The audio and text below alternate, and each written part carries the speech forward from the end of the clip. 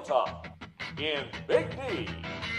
Unsportsmanlike conduct on a TCU head coach. My rule is to get me from the game. SMU!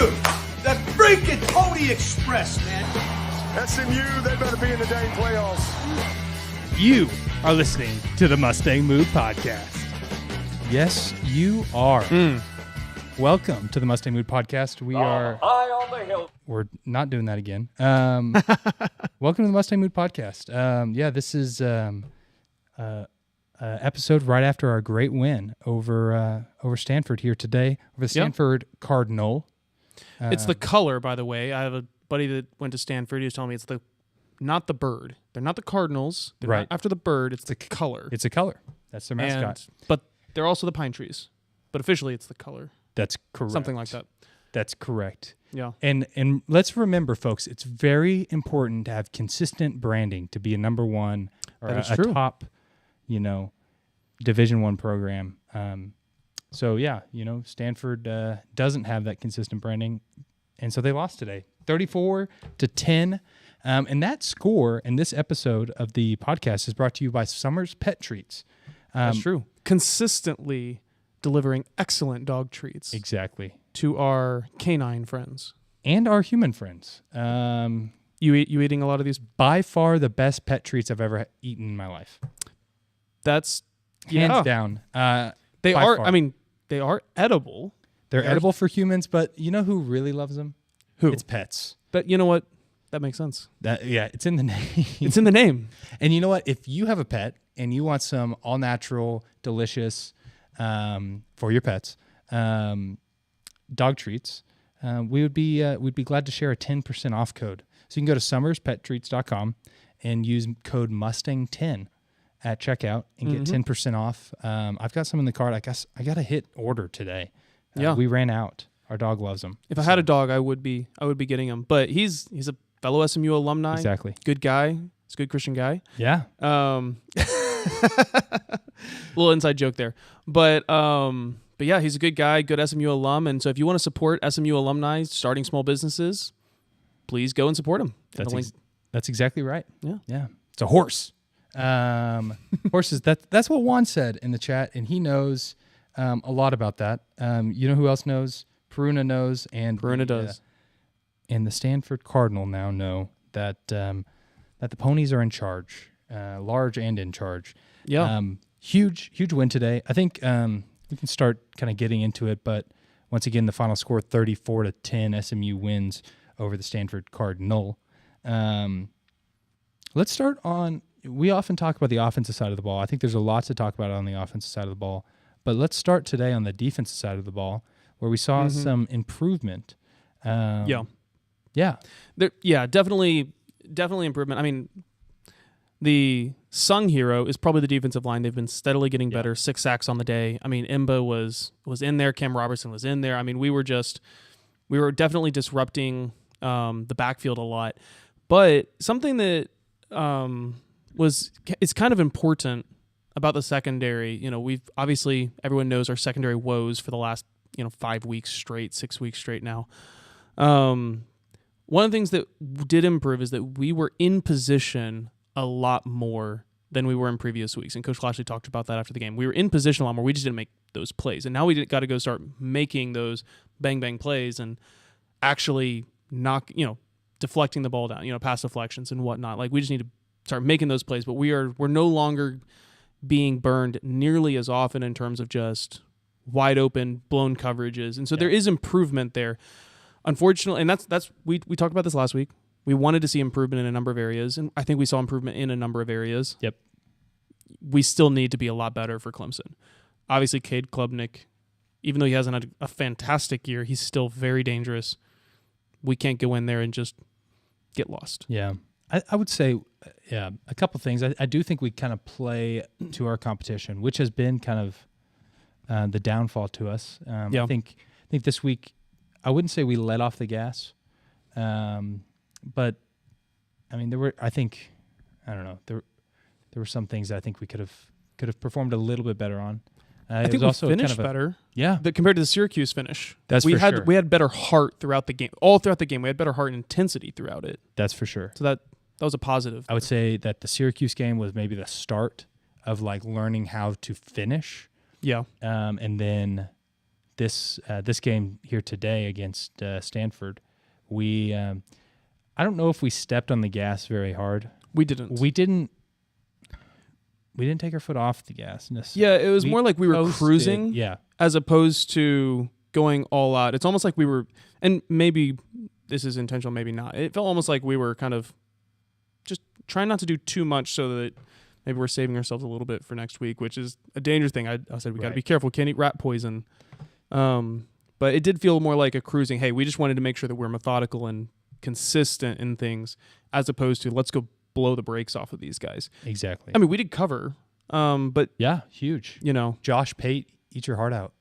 He called on us to not cover as part of his best bets. That was one of his best bets. That was one of his ramen bets. noodle expresses. It was. Man, looks like people are going to be eating ramen over there for a little while. Not so express today. Yeah. At least here. Love it when we prove them wrong. Yeah, it feels great. But yeah, I mean, but overall, one thing I would say is the lack of points given up in the fourth quarter was great. I think shut them out in the fourth quarter. Let's see, they didn't score. They had a time where they came kind of close. Obviously, we get. I think the pick six was is earlier in the fourth quarter. It was good. Yeah, this is the first game since Missouri State that we've shut them out in the fourth quarter. Yeah. So that was big. And then the 6 sacks was gigantic. I haven't gone back and looked at exactly the stats, but I feel like it's pretty consistent that we sack their quarterbacks far more often than we get sacked. I think that's and Kevin, and this is from a quarterback, KJ, he holds on to the ball too long at times. Yet we still sack them a lot more than we get sacked. And so there's something to be said there. And we didn't even have all of our offensive line. PJ wasn't playing today. He got cleared. Coach Lashley said that he got cleared right before the game, but they just said, let's we're going to keep him off, and so we can save him for Clemson. And so we still had some guys banged up on the O-line, yet we still, I think, 2 sacks? I don't know what the stat is exactly, but I think it's 2 sacks on the day where we had 6. Yeah. So, impressed by that. And that's, our O-line they have a tough order with somebody like KJ in the backfield who maybe dances more than, somebody like Cade or Sawyer Robertson. That's right. 6 sacks today. That was huge. Jeffrey Emba got in on that. Yeah. A couple other guys. That dude is sweaty after the games, by the way. Yeah, he came and gave us we handshake hugged, and we were just covered in sweat like immediately afterwards. That was he's a sweaty dude. It was Well, he was putting in the work today, and our defensive line definitely was. They worked hard. I would say that they've taken the biggest step forward so far. I think. Yes. So really proud of that, and looking for the rest of the defense, especially the secondary, to kind of follow suit, take a step up when we play some solid competition next week. And that was one of the defensive line was an area of concern we had at the beginning of the season because they had so much turnover there. Yeah, it was very unproven. Very unproven. And now I would say it's definitely our strongest piece of our defense. Yeah. I think it's without question our strongest piece. Yeah, I think going into the season, we thought that the defensive line would tell the story of how the defense is doing. Unfortunately, it's not. The cornerbacks are really the ones that are... we live or die now, essentially, by if they're stopping big plays. Yeah, exactly. And we did a much better job of doing that today. Didn't give up big passes. Very minimal. I'm thinking back, there was maybe 1 or 2 that I'm like, man, like everything kind of broke down, and we just gave them one that they didn't earn. But I do feel like we're doing a little bit better. Now, once again, the competition isn't what it's going to be in the weeks to come as we go and play at Clemson and then go play Wake Forest, who gave Georgia Tech a run for their money. They're not they're not as bad as they were in previous years. Maybe that's the best way to put it. I mean, they may be trying to rebuild right now, but they're going to give their everything every week. And then our reward for getting through that one is coming home to play Miami. So, so definitely we're entering into definitely our stretch. toughest games. I would think. Yeah, for sure. And definitely, proud of the team for not eating the rat poison. Slow start. Not like Jay. Jay was eating. I'm all in it. He was trying to feed it to everyone else too, but managed to say no. Yeah. I did a good job of saying no to that. I didn't think there was a whole lot to say about this game before it. But now I guess now. Here I am talking about it after it. Yeah. I thought it was a good game. Slow start for the offense to the first 2 drives. Yes. Good job by the special teams recovering that muffed punt right off the bat, keeping their offense on the sidelines. Yeah, and there's Sam hit his field goals. There's word on the street right now that Colin is transferring. Yeah. It's not. I don't know if it's fully confirmed yet, but word is that he is transferring out. I think he has a redshirt year that he's basically going to take advantage of. But Sam's, he's hitting his field goals. Punts are looking good right now. Kickoffs are looking good. I mean, special teams are pulling their weight. Speaking specifically about the kickers, I think Rhett seemed very confident in Sam. He did. He did seem ability. very confident in Sam. He's like, part of the reason that we chose to kick on 4th and 7 instead of going for it and trying to just end the game on offense was because he wanted everyone else to see how good our kicker was. And so... he does have. He has a lot of confidence in Sam. And Sam's a freshman, so good chance Sam's going to be around for 4 years. Yeah, we hope. We hope for sure. All right, let's... Shall we go to the offensive side? Let's go to the offensive side. Yeah. There's a lot to talk about here as well. KJ had a good game. Probably his most complete game. Yeah. No picks. First game with no picks this year. I'm sorry. False start on the Mustang mood. That's a 5-yard penalty. We didn't talk about the pick 6 on the defense side. You know what? We talked about all the great things our defense That's bigger did. than a 5-yard penalty. That's bad. And we also didn't talk about the bending and not breaking. Is the goal line stop on the 1-yard line? You're absolutely right. We were about huge. to just skip over that. Rat poison. Goal line stand was gigantic. I think Ben was texting in the group chat. He's like, "We suck. We're the worst. We're gonna give up." He brought all the mood. Points. And then all of a sudden, defensive line stands tall.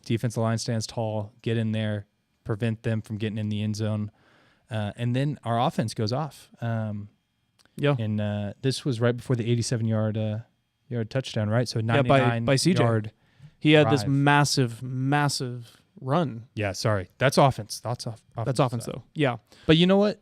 Let's talk about the defense playing a little offense, scoring a little points. That was, talk about ball don't lie. Coach said it after the game. He's, coaches have to be really careful with what they say because they get fined. But even Rhett let it slip. I was like, ball don't lie.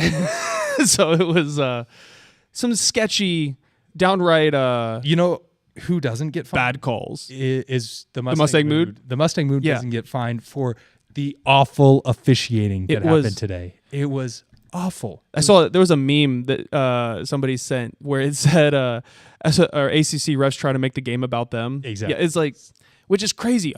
Celebrations have been okay for years now, and every single corner does a box. Like that is what they do. They put you in a box, thumbs down. That's just what they do. And Stanford's player was holding onto his foot. And he was holding onto his foot. Literally, he couldn't walk away.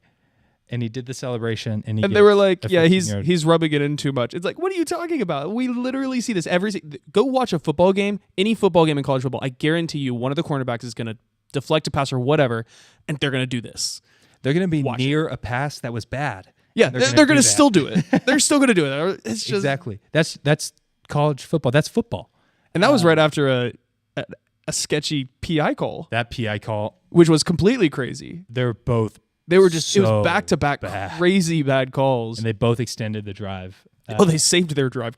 It was, but ball don't lie. And that's the two things is if maybe Stanford would have kicked a field goal. Yeah, they probably would have. And they would have scored. And that twice. Yeah, you're right. That could have happened. And so maybe this game could have very easily been right at that 18 mark of the line. It could have been 16 to 34. It's funny. There were 2 times where we got a turnover on downs and then a turnover after some opportunities to possibly score. And ball don't lie is, unfortunately, it's not really true in a lot of cases, but it feels really good when karma and justice does happen. Yeah. So I was just really glad that in this particular case, justice came through and the football gods were like, here, pick 6. It was amazing. And then so Justin Medlock with an incredible pick six, watching the quarterback's eyes the whole time, takes to the house after just a horrendous call by our ACC officiators here. And Lashley he was standing up for his guys. He was going to town for him several times. I mean, just in the face of the refs, just like how could you basically, because it was injustice was being done, and so love our coach. Joel brings up a good point. He loves that Rhett was tearing into the refs after the pick six. Oh yeah, he was tearing into them a lot on that drive, for good reason, and they deserved it. They deserved it, in my humble opinion. Anyways, anything else that we need to talk about on the defensive side? No, I just think Stanford's a much improved team from their BYU game when they got completely decimated, and so it's good to see us essentially control. We were never in a position where we thought we were going to lose. I mean, it was nice to control that game, and so I feel a lot. I feel like everything that we needed, we wanted to see improvement. And we saw improvement. Now the question is, can we take that improvement and build on it again so that we can go into Clemson and play a complete game? Because even though Clemson's down, they're still dangerous. They've got a lot of high-level talent. We have to go play an A game to win. Yeah, I think that's exactly right. We got to play an A game, and I think our A game would be enough to win that game. Yes. So we'll see. Our A game would win that game. We just got to make sure we don't – sometimes we do play C games. We got to make sure we don't play a C game. That is for sure. So – but yeah, offensive side of the ball, I mean, CJ just popping off 2 massive plays, a 40-yard touchdown play where KJ was escaping pressure. KJ said after the game, he was like, yeah, I just threw the ball to him, and I was just face on the dirt. I didn't even get to see the play. Yeah, and he also said that on that play, when they practice it, CJ is never the He's open never guy. been He's the target. Never once the target.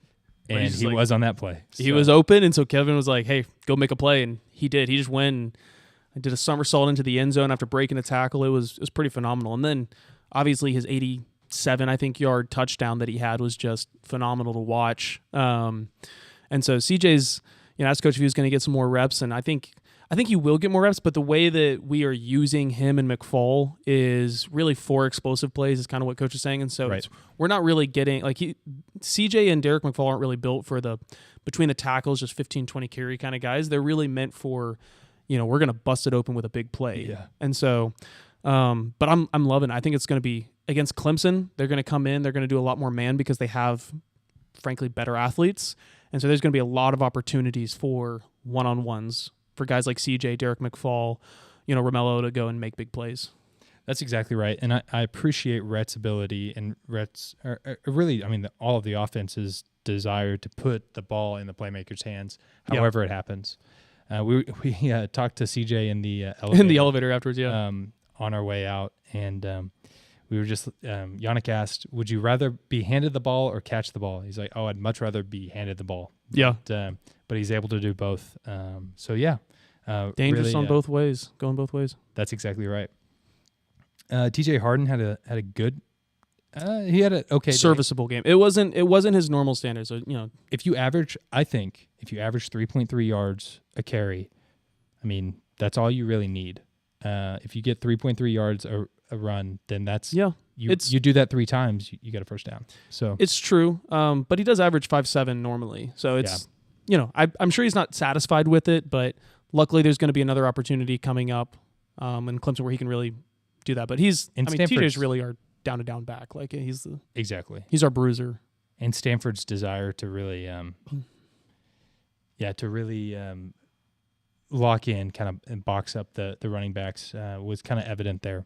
Yeah, they really did lean on that. But CJ had 5 carries for 96 yards on top of 2 receptions for 42 yards. He had his 87-yard touchdown run. And a 44-yard. 42? 44? Was it 42? I thought it was a 44-yard catch. Catch for a touchdown. Most of it being a lot of yak. A lot of yak. Yeah, a lot of yak. Love me some yak. But it was good. One thing that, throughout the year, Kevin's had an interception in every game. And Coach made a good point that, some of those weren't on him. Like that one that got tipped up where it ended up being a pick 6 a few games back. I mean, that's sometimes these plays are not on Kevin, but it was really good to see. One thing that I said in our preview is I really wanted to see Kevin not throw a pick this game, and he didn't throw a pick this game. And honestly, there's only one play that was a risky pass, I guess you could say, where he threw it, and I was like, oh no, we might get picked off here. And that was because our receiver actually stopped. He threw the ball leading the receiver, and the receiver stopped thinking that it was going to come short, and then he realized it was going past him, and then he tried to run for it again, and he missed it. But that wasn't on KJ. That was because our receiver stopped. And so I don't remember a single pass that I was like, oh my gosh, he might, this is a pick right here, other than that one, which wasn't on him. So I was really impressed with his decision making, except for that one scramble that he just wouldn't throw the ball away. I was like, no, throw it away. Yeah. We can't have that. And I think the opening 2 drives, kind of one drive that both ended in 3 and outs was tough. Definitely wasn't the cleanest part. Yeah. So once he kind of got into his rhythm, honestly, we looked like the team who it was a 9 a.m. local kick for not Stanford. Stanford came out and played consistently at that level. Yeah. But we kind of shot ourselves in the foot several times on those first 2 drives. Should we go player of the game? Should we, I think get the trophy out? Pretty clear. It's pretty heavy. Because this was impressive on CJ's part. Yeah. CJ. You are the Mustang Mood player of the game. Absolutely. Huge day. 96 yards on the ground on top of 42 yards and a touchdown. So, sorry, two touchdowns. Yeah. Career highs in total yards and touchdowns. Yeah. So. Huge day for him. And he's just a redshirt freshman. So plenty more. Yeah, a lot of years to see from him. So excited. Rhett mentioned that, his desire to have him bulk up a little bit maybe this summer. So. 10, 15 pounds to be a between the tackles running back as well. But yeah, it'll be good. Big game today. I think good job. The crowd, not so great. No, it wasn't. The mood was sweaty today. It was sweaty. It was a toasty one. And in all black was tough. All black in the sun. There was no shade in the stadium. I did get an explanation today as why they felt it was necessary to play or to wear black today. The coaching staff understands that homecoming is not the time to wear the black jerseys, which I appreciate. Yeah. I think that they feel like they'd be crucified if they they chose to wear black for homecoming. So good on you. That's great. Let's not wear black on the homecoming. And then the only other home game we have left, we just have 2. So if you haven't made it to Ford this year, you got to come out. We got 2 games left. Yeah. And then Louisville, and that's senior day. And Rhett wants to give the seniors the ability to pick whatever jersey they want. Yeah. And you say, what if we just didn't wear black this year? Well, recruits love wearing black. They do. They love to see that they have that exactly in the repertoire. And so in the wardrobe. And none of the players that came to the press conference after the game were sad that they were in black. Were everyone likes it. The players love it. The players love it. Yep, for sure. And so they felt the need to do it today. They were hoping that this would be the 7:00 kick on the ACC network. Instead, it's the 11 a.m. kick on the CW. But that's okay. That's okay. And so it's a revenge game for us. And so. Wait, sorry, we're talking about today. Oh, today, yeah. Yeah, sorry. Next week, though. I started, like, in my head, as Jay was talking, I just started thinking about the Clemson game. I think we're going to wear white next week on the road in Death Valley. It'll be good. How excited are you, man? I'm so pumped to go to Death Valley next week. I'm pumped, especially because I am feeling more encouraged. So I don't feel like we're going into a situation that we can't win. I feel like we're going into a situation that we absolutely are. It's in our control. We can control this game. If we play our game, we will win. And so I'm really enthusiastic about this. I'm super excited to get to travel. I'm so excited just to experience the environment of Death Valley. And I feel like we experienced that last year in the ACC championship game because there was only Clemson fans there. Yeah. I don't know. I think this is going to be even more intense. This is real college football on the biggest stage. Yeah. One of the biggest stages in college football. And so I remember going to OU a couple years ago. That was a ton of fun. But being able to go to this, this is college football. This is kind of, you're going to have to bring your own energy because definitely that crowd more in intense orange than Cincinnati or Memphis. Oh, Tulane, sure. any of the away games that we've maybe traveled to. Even on a down year. Even on a down year, yeah. It'll be good. And Clemson's going to show up anyway. Like they're having a bad year compared to their norm, but their fans are going to show up. So it'll be fun. Yeah. So this will be a bring your own energy. Obviously, all the people in orange will not be cheering for the team in white, but no, they will show us how to spell Clemson time and time and time again. So I look forward to. They got to make sure that everyone knows their degree is worth something. There's a P in there, right? Something like that. Okay. Yeah. I think so. Anyway, we got some comments coming here. Yeah. Juan thinks they should have worn the Reds. We can't wear the Reds because the recruits don't love the Reds. The recruits love the Blacks. Yeah, the fans love the Reds. The fans are okay with the Reds, I think. You think okay? It's just okay? I think there like are Reds. a lot of people who think that we should have two jersey combinations, the blue SMU and the white SMU, and think the Dallas are stupid. And the thing is, if you do that, how are you going to be America's team? How are you going to be the red, white, and blue? Accent colors. Accent colors. Okay. I disagree with those people. I love the Dallas jerseys. Specifically, the white jersey is my favorite. The white Dallas jersey. It's really clean. But we've got a whole ranking. We do. If you want to know what we think of SMU jerseys, go back last summer. We did a ranking of SMU football jerseys. So go check that video out. Rangers King says, we as an ACC society need to organize against the CW's refusal to air live ACC sports on their app with the TV provider login. Or, hear me out. Get off the CW. Well, what if as SMU fans, we came to the game and stayed at the game? That Ranger would King, be... I don't know where you are. I don't know if it's possible for you, but let's not sit and watch at home. Let's come and wear white if you want to. You don't have to participate in the blackout. If you know anybody that's an SMU fan that chose not to go to the game without good reason, make sure to roast them for that. All right? Yeah, that is tough. He said it's an injustice that you pay for DirecTV and you can't watch CW outside of your house. That is tough. That is tough, actually. Yeah. Juan says last week and this week were the only games that he missed. And whoa, he's coming from San Antonio to come to the last two. I'm excited about that. Yeah, it sucks that you have a job in San Antonio. I'm glad Rangers King was able to watch through a redacted source. Let's see. Yeah. Juan loves the guys' trips to local-ish home games. So hopefully... get some more friends. Exactly. Come out to the Miami game in a few weeks. That'll be... definitely come to the game early. You will struggle to find parking, and it's going to be packed. So, Rangers King, you may be right. They may also love the red jerseys, but the blacks are, I think, the favorite. Like, we have to wear the blacks once. And so it seemed like the way that was presented to me, our one opportunity to wear blacks. Yeah. Hear me out. What if we just wore black and we didn't black out our social media all week and required that the fans wear black or, Jay's on his train again. He doesn't like being told what to do. Don't tell. Okay, now, well, hear me out. I didn't like being told today. what to wear. I love this Jordan Triple D shirt.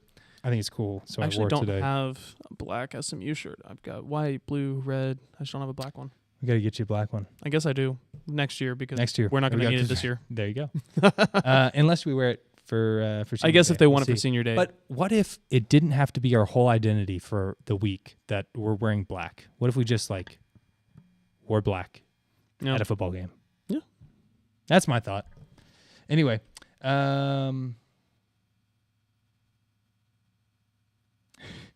okay. Joel thinks that we should find better ways to refer to the uniforms than the whites, the reds, the blacks, etc. Yeah, you're probably right. We'll call them the black unis, maybe. All right. Anything else that we want to cover? Once again, Summer's Pet Treats, our proud sponsor of the Mustang Mood. We want to thank them for their continued support of the Mustang Mood and everything we do. Yeah. helping us get to Clemson next week. Yeah. Follow along on Instagram. We'll be throwing out some fun content there as we travel, and on Twitter. Yeah. There's Instagram, Twitter. Yeah, Twitter at the Mustang Mood. There's this like weird account that. Have you seen the new account that started following us? It's just with an H, I think, right? It's like No. Yeah, Hawker Waris. Waris, yeah. I don't know what's up with that guy. Kind of intense guy. Yeah, I don't know if we not affiliated with the Mustang Mood at all. Not at all. But yeah, so excited for that trip next week. Once again, use code Mustang10 at checkout for Summer's dog treats.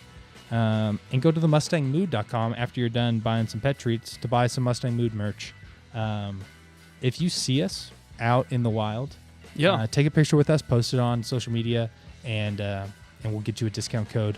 I think 30% off. It's like 30% right? off for anything in the Mustang Mood. So come find us before your next game, the next game, and we'll get you that discount code. Cool. This is Jay and Yonnic, for the Mustang Mood, and not as strong as we normally are, but man, it was a great day. It's a great day for the Mustangs. And at the end of it, we get to pony up.